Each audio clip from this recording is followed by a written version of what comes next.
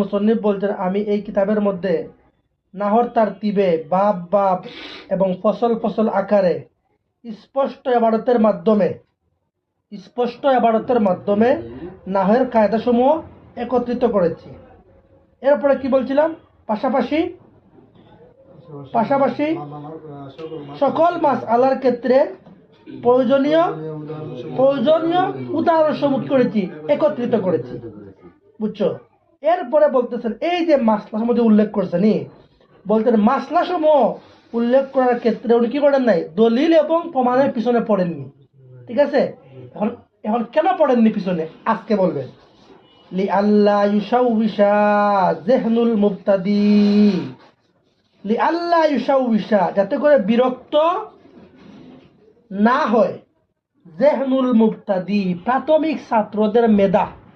কারণ যদি আমরা কিন্তু আগে বলছি যে এই কিতাবটা হচ্ছে প্রাথমিক কিতাব নাহর, হ্যাঁ, এখন নাহর প্রাথমিক কিতাবের মধ্যে যদি অনেক দলিল যদি নিয়ে আসা হয়, তাহলে কি হইব, প্রাথমিক ছাত্রদের যে মেধাটা আছে এটা কি হয়, এটা বিরক্ত হয়ে যাবে।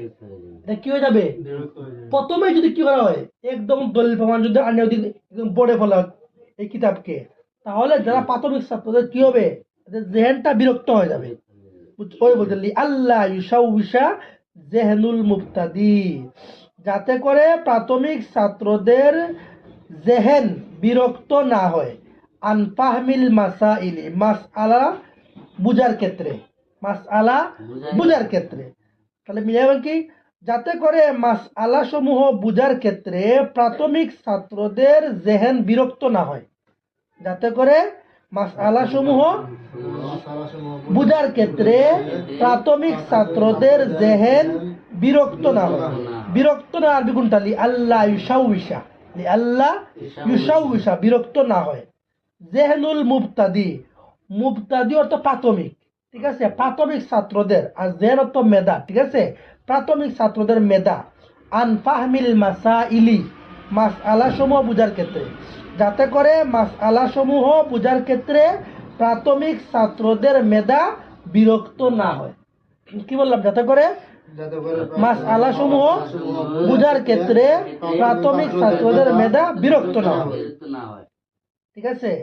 ওয়াসাম্মাইতুহু বিহিদায়াতিন নাহবি, আর এই সংক্ষিপ্ত কিতাবের নামকরণ করেছি আমি হেদায়েতুন নাহু হিসাবে।